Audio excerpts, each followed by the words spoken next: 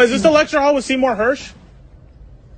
I'm looking for the one with Seymour Hersh because it's a policy and press hall event. So shouldn't we be talking about the Nord Stream since that's the biggest story of the century? And you guys, you know, I mean, you have the executive editor of the New York Times there who came out with a phony story to try and block Seymour Hersh.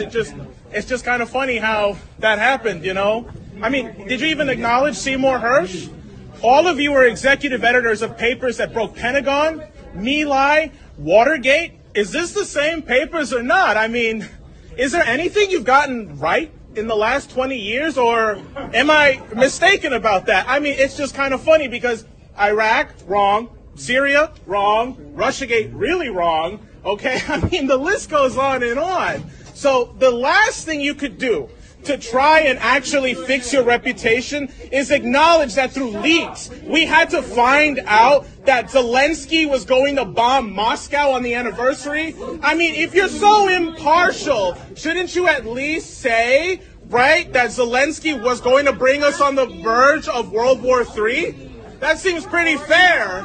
While Julian Assange rots in prison, all of you got, you know, fat checks because he's in jail for doing your job. And you know what? Tucker Carlson ain't no Seymour Hersh, but he did something you guys are scared to do. Speak the truth and actually be critical of the war, which is why he was actually fired from Fox, because you are all cowards. Every single one of you. None of you have actually had any relevancy. And you know what? The mainstream press is now dying. Nobody's ever going to listen to you again. You have no credibility with the public. The only people who care about what you have to say are elite assholes who have nothing productive to say anymore. And it's dying off.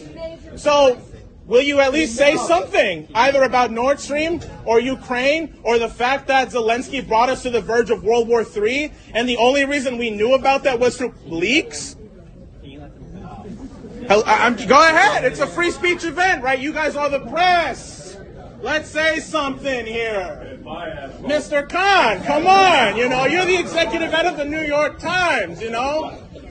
I'm just trying to get into some good trouble here, man. Woo, listen, Karen, get out of my face for a second. I got to talk to these gentlemen.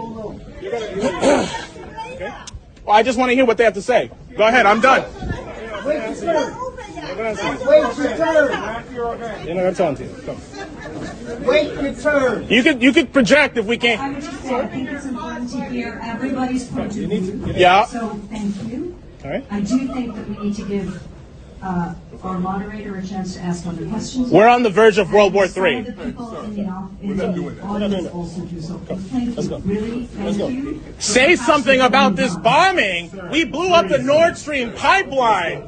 Listen, don't stand there while there are people rotting in prison. Nobody said anything about Uhuru, right? The socialists who are in jail for being critical of this war. God damn it.